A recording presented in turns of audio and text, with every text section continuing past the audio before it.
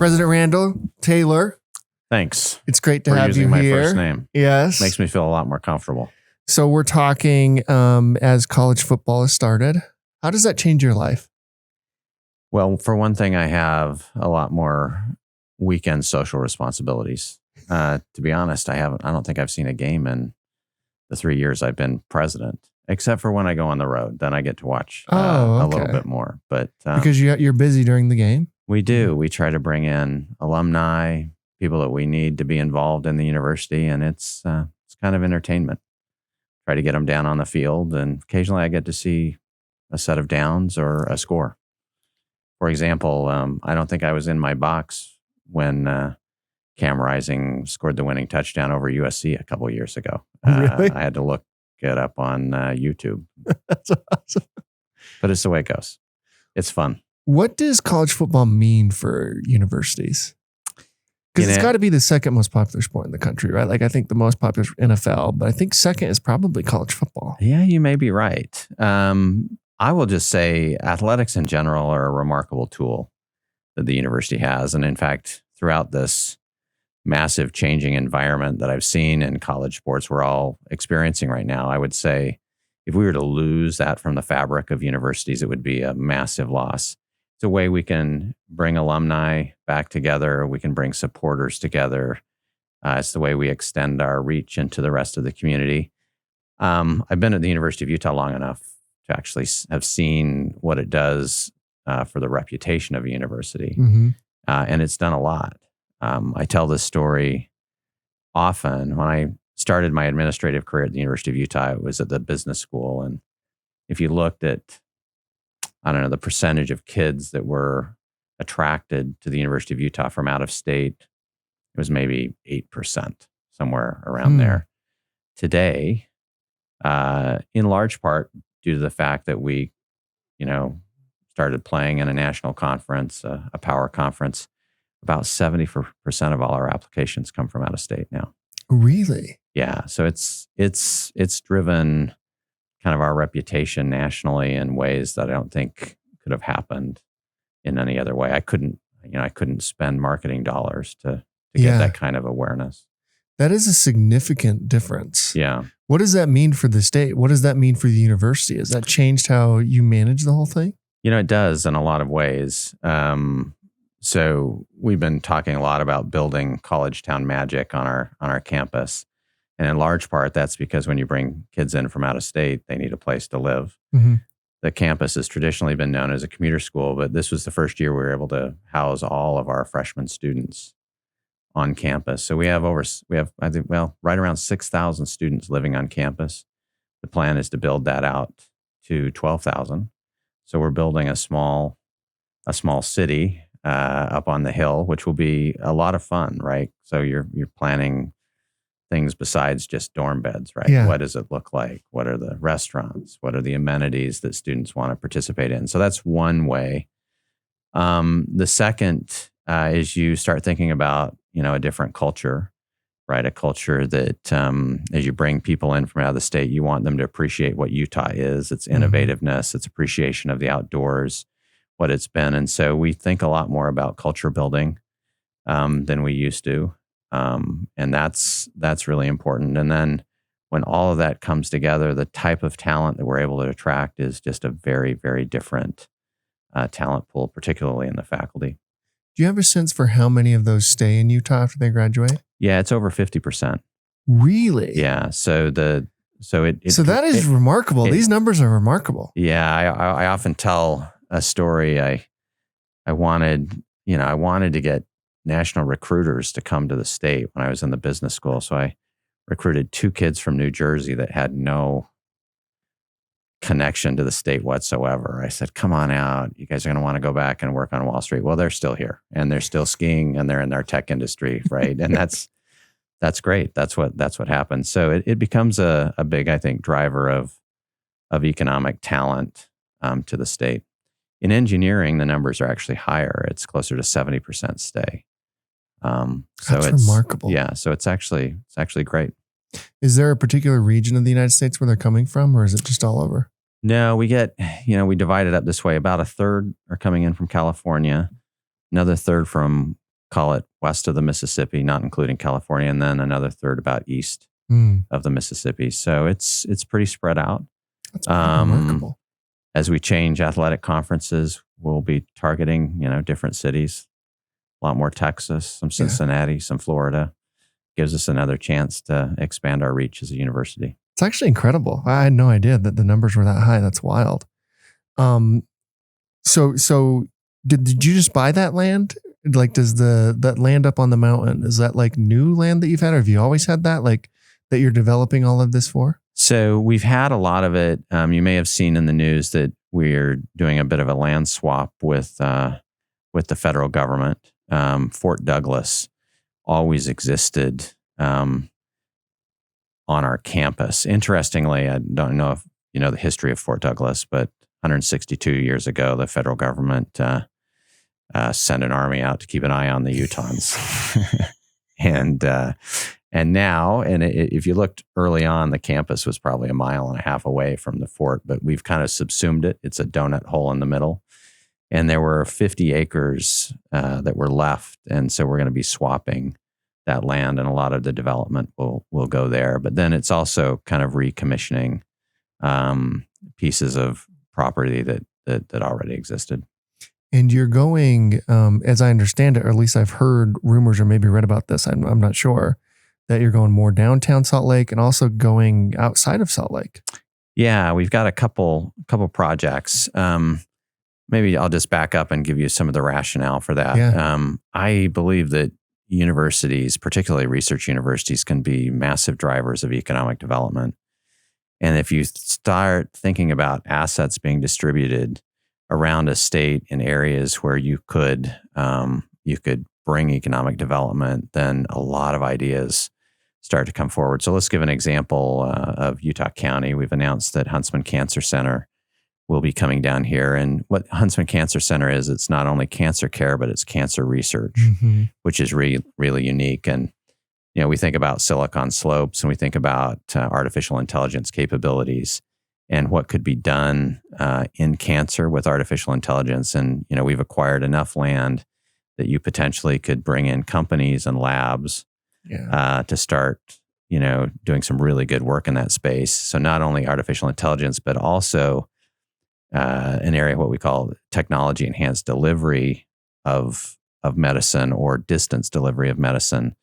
Our cancer center and many of our specialty hospitals serve the largest geographically dispersed area of the United States, almost 15% of the land mass, and it's often rural. And if you look at health problems in rural communities because they're too far away from hospitals, you say big opportunity for technology to jump in and create some solutions. So that's, a simple example of what we'd love to see happen in Utah County. In Salt Lake City, we think of other concepts. Financial technology is one we're taking to downtown Salt Lake. Particularly with Goldman having their second biggest office here. Yeah. So we launched a fintech center a few years ago, and it's starting to get going now. And now we're going to, try to put kind of the real estate engine behind it as well and start building physical space. What about the Point? There was all this talk of like, let's bring MIT to, like, we have the University of Utah right here. Let's put it there. The Point is being led by some real visionaries. We appreciate, particularly on the higher ed space, Jeff Moss and what he's doing. I love his concepts. I'm sure you've talked to him about Convergence Hall. We're excited about participating in that with him. And again, the same thing can happen. We think about cybersecurity or even some energy-oriented development at the Point. And we're kind of in the early stages of trying to figure out what's going to fit at the Point. And I think it's going to be a remarkable opportunity for the state. What are you guys doing? You made a big announcement around artificial intelligence. Tell us what you're doing. Yeah. So we announced $100 million. I'm sure that's going to be low. I'm sure we'll end up putting a lot more into it. It was interesting. We did this purposely. We actually just announced the amount so that we would actually watch kind of the groundswell of ideas. And what we wanted to do is to pick off ideas that we thought as a university and a state we could be good at. And the ideas are really starting to flow. We're pretty excited about them. Some of the ones I've already mentioned in the healthcare area. And what's been fun is you see cross-functional teams being put together. So, for example, cancer and data visualization come together, or data visualization, machine reading of images, and climate technologies. And so I think in very short order, you'll see us start announcing some of the areas that we'll be making investments in, and they'll be building on strengths that we've already seen, and in areas where, as you know, we'll have databases that are really unique and proprietary to this area that will hopefully help businesses to thrive. We think a lot about those databases and how we might be able to curate them and make them kind of a central asset that companies can access and build off of. And so a lot of just basic work done there. So far, all of our expenditures, to be quite honest, have been in upgrading our computer capabilities, making things faster and faster. Again, another chips. You gotta get. What are you going to do for power? It takes so much power too. We've got to probably put up a small to medium sized nuclear reactor on our campus. We actually already have one, but it does not produce power. I'm actually just joking there, but yeah, power, as you know, is a bit of a constraint right now for all of us. Yeah, that makes it really interesting. And I don't think people realize just the extent of the University of Utah's tech history. It was the fourth node of the internet. Is that right? It was. First one outside of California. Yeah. Which is incredible.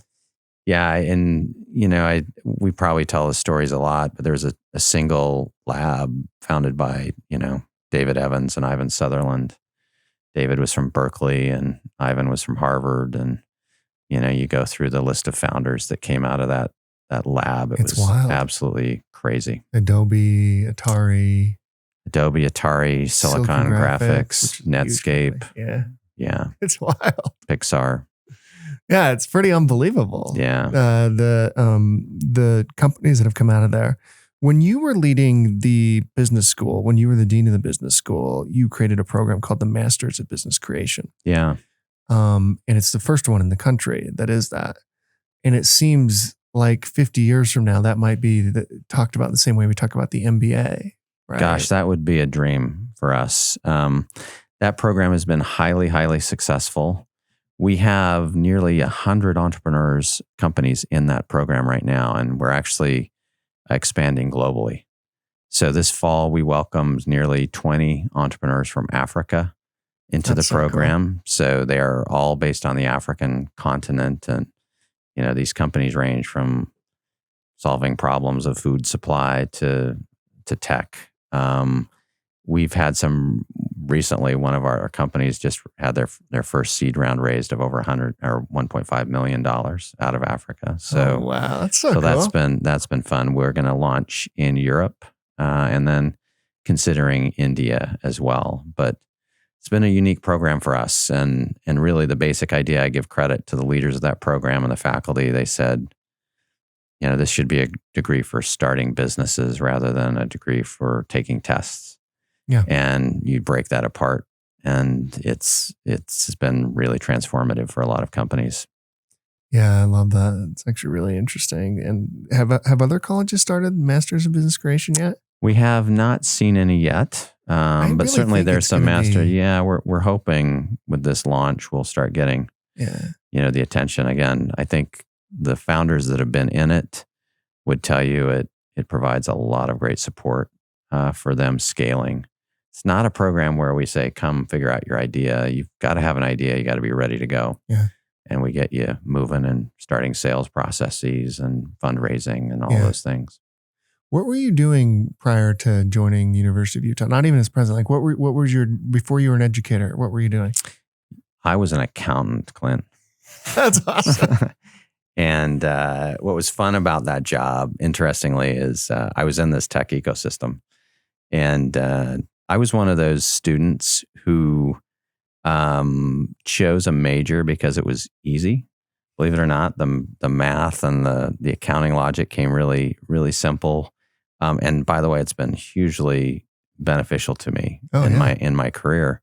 But I also realized I was a little more entrepreneurial than, say, your typical accountant. And as I was watching these, I'd go audit these startup companies. I got excited about, what you could do with a business to make change. And so that's kind of where I got my, I would say, innovative bug was in those early days. I, of course, ended up becoming an academic, which was fun. But my PhD was really in the area of product management, product development, and innovation. And so, did you ever think you'd be president of a university? It had never been on my radar until about 4 years ago. It's actually pretty, because I knew you when you were the dean of the business school, and that was the peak of my bureaucratic power. I was going to end it there. Yeah, and to see you rise as president, what have you learned about being a leader ever since you took the office of president? What's interesting, particularly about these jobs, is they're half organizational. I'm going to sound like Yogi Berra here for a second. They're half organizational, they're half political, and they're half luck, right? And you can guess there's more halves there than would make the whole. But what you realize is, particularly as large an organization as the University of Utah is, you've got to have really good people underneath you, and we've got a really good team. I look for people that are leaning into growth and leaning into how to change a large organization. I've had some great hires so far, and those individuals are really, I think, within 2 to 3 years, you'll say, "My gosh, this university is really different than it used to be." They're kind of trying to break down what you'd call traditional silos and traditional walls to make it a very, very different place. What is education going to look like in 10, 15 years? I think there are 2 dimensions that'll change it fundamentally. And it's going to be technology and interaction with the real world. And I think you'll see people make choices of how to blend technology and interaction with the real world. I like to say there have been probably 3-4 major disruptors that have hit education over the last decade, and we haven't responded to them well. The first is simply the ubiquitousness of information, right? And the fact that we used to, for centuries walk in and listen to a professor give you information, and now you've got 4 different opinions on your phone. The second is just the way that social interactions are occurring because of technology. And so, in my mind, what we're going to position ourselves at is one of the best places for an experience that launches your career. And so what that means is we want to tear down the walls of a classroom, allow you to learn almost on demand, and then interact with the real world. So you integrate and you test whether that knowledge is actually useful to you. And we're literally right now trying to build a campus that does that real time. And that's the fun part. So we're not just putting up dorms. Yeah. We're actually building experiences that you jump into. The Lassonde Studios was, I would say, experience 1A. We just opened up this fall what we call the Impact Epicenter, which is a social change institute, a set of social change institutes that's kind of 1B, and we've probably got 8 concepts in the making right now that when you walk onto our campus, you'll say, "Oh my gosh, I want to be a part of that." That's really cool. What about when AI came out in the whole Chat GPT?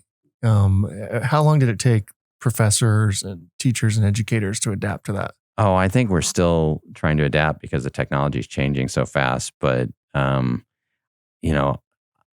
interestingly, it was about 3 months till I think everybody just said, "Look, we're gonna figure out how to work with it." We've seen enough of these technologies hit higher ed in recent years. It turns out it's not as hard a task to adapt to it. Maybe we're lucky because we came off of COVID and we had to adapt to distance learning technologies en masse. So I haven't seen as much I'd say, pushback against it. We've all learned how to use it. And the ones that are doing it really well are teaching it to students, and they're using it as a tool to enhance productivity. What will being a professor look like? Like being a student will be like on demand and an experience.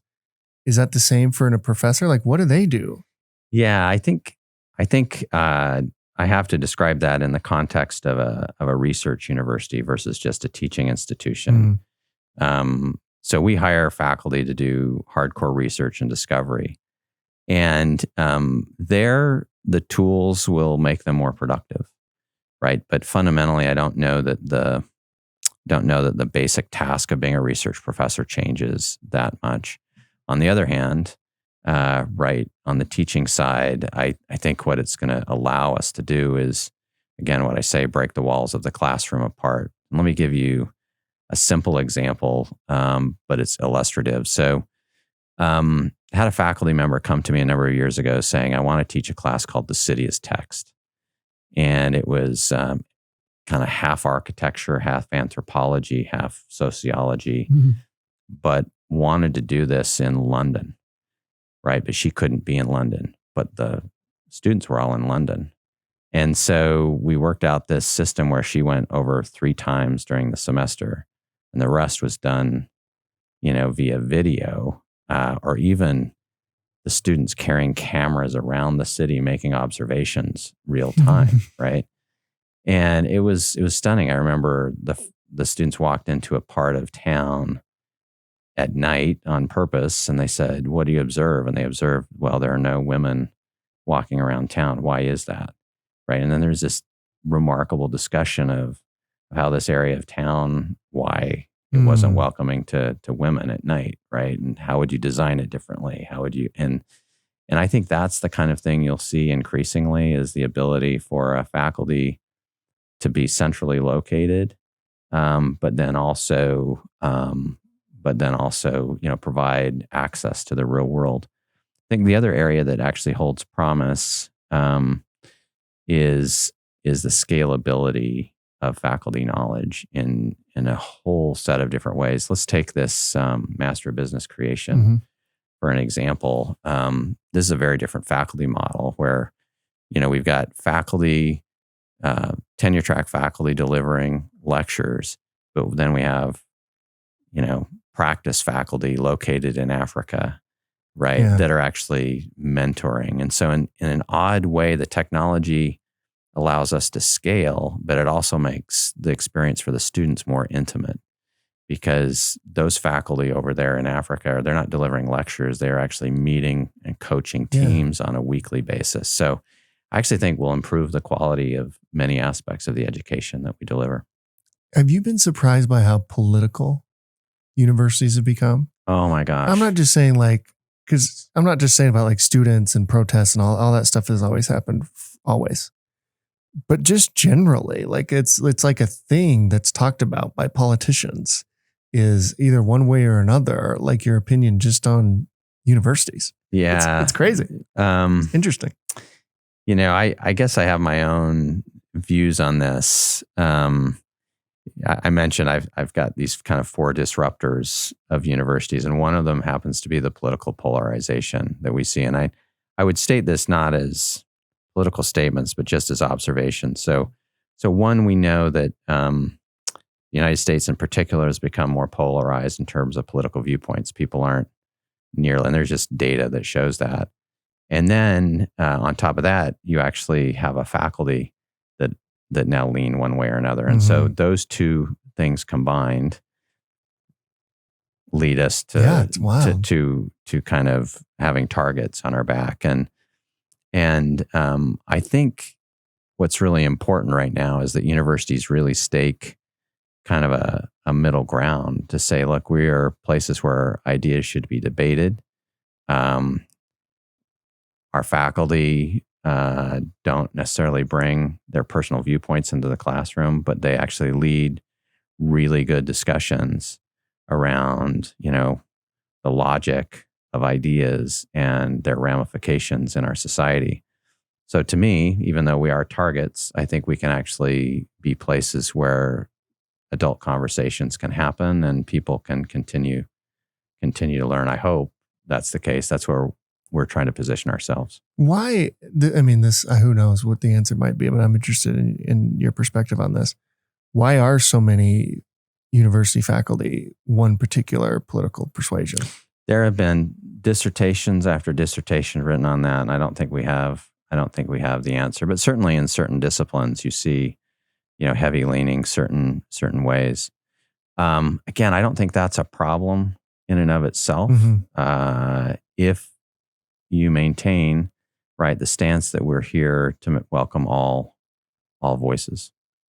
What do you hope your legacy is as president? I hope in some small part, I led the evolution of the modern university into something that was much more focused on societal impact and making changes in people's lives in the near term, not just the long term, also the long term as well. And that we see an evolution in the way we teach and the way we do research, so that we see economic impact, health of our population increase, and generally people not questioning the value of a university. How do you think about Utah's future as a state with so much happening? So much happening near you, right? And like downtown Salt Lake, everything's Ryan's doing with the hockey team, with the Jazz, the Millers bringing an MLB team eventually. Like, what are your thoughts on how do we manage this growth? Because the growth is happening regardless if we want it or not. So it's not really a question of do we want it or not? It's happening. How do we manage it? And do you think we're going to do a good job? Because I think the next 10, 15 years are going to define the 100 after it. Yeah, I think you're right. It's a remarkable point in the evolution of the state where I don't know whether we're going from children to adolescents or adolescents to adults. I don't know, whatever analogy you want to use, but there's clearly a shift in regime. I'm excited about it. I think it's a remarkable opportunity, mainly because Utah has some unique characteristics. One, we're really good at talking through issues. I know it sounds, sometimes it sounds trite, but we're a lot better than other places, right? And we'll sit down and we'll say, we'll actually take a long-term view. I'm hoping that universities and the University of Utah can be a part of that. We're seeing big demographic changes. And again, I think you lean on institutions like universities to create a culture where people can continue to talk. The other thing that's incredible about the state is just the social mobility, right? The ability, and maybe it's the entrepreneurial nature of this place, but the ability to move between income levels and societal levels is remarkable. And I think we've got to, as we move into this change, continue to maintain that. But again, I think education, regardless of where it comes from, is at the core of that. So if we can really broaden the educational base, you'll see that mobility continue, and it's at risk right now, again, because of some of the folks that are skeptical about the value, but we've got this technological change coming, and I think only education can solve some of that. Yeah, that's a really good point, because so often we look to political leaders, and most of the time I think they're the last people we should look for the solutions. But anyways, that's a whole different thing. What's your relationship like with the other university presidents? We have a very collegial group right now. What I've been impressed by with the other university presidents is how seriously they take their mission and their role. They're outstanding people. I hope you'll have every one of them on here. Yeah. They are remarkable. President Jimenez was just here recently. Yeah. She is, case in point. I think she's got a very clear vision of how education can help our community.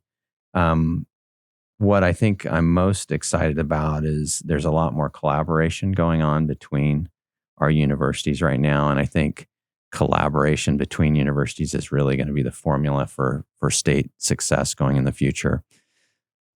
President Jimenez could give you a great example of collaboration between her and Snow College when they talk about educating our K through 12 teachers. I kudos, right? I applaud it. Some of the things that we're trying to do, we're in the process of opening up a satellite medical school which will be going into St. George. We're going to be doing that with Utah Tech. Oh, cool. And going to the legislature this session to try to begin to get the funding for that. But, we see a huge need in the southern and rural parts of our state, south of Nephi, that if we can start providing doctors and getting kids from those communities to come into our med school and want to stay in those communities, we'll really be able to lift the health. But that's, again, that'll be a collaboration, right, with Utah Tech. And it's those things where if we can take strengths, our strengths, combine them with strengths of other institutions, I think you'll see a thriving educational system. I do get the sense that you all are not super competitive with each other.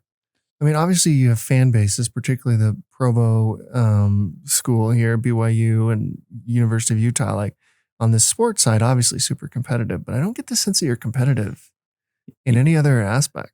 Well, we obviously have spots where we're competitive, but I think as a whole, we see the societal challenges that we all face. And I think the desire to solve some of those problems overwhelms the sense of competitiveness, which has, to me, been very, very refreshing. Again, my colleagues come with ideas to solve problems rather than ideas to, push the other institutions down or away.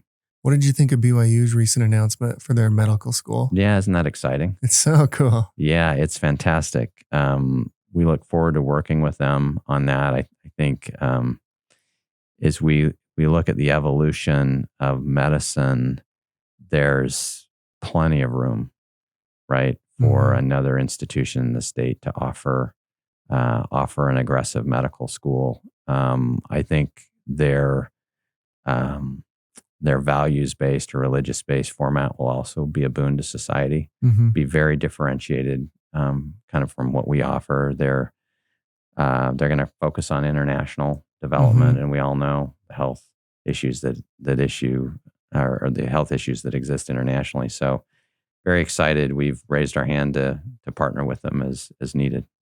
Two more questions. One, why do we punch above our weight class on education so much in the state of Utah? I mean, this is a lot of universities in a pretty highly educated state for a state of a little over 3 million people.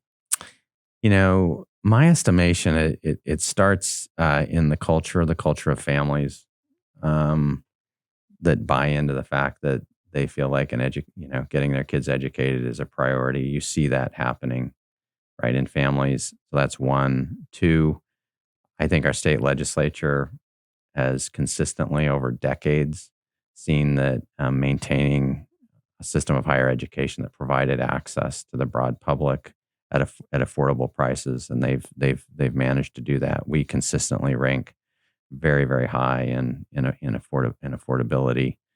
And then I think there's just a natural curiosity in this population, right? It's why we're entrepreneurs. Yeah. It's also why education sells so well. Yeah. Finally, we end every interview with the same question, and that is, we believe the chances one gives is just as important as the chances one takes. When you hear that, who gave you a chance to get you to where you are today?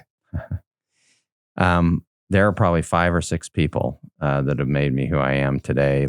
I'll just point out one. When I was in the middle of my PhD program, I decided to take a very different path in terms of the type of research I was going to do. And so I took classes completely different than anyone else.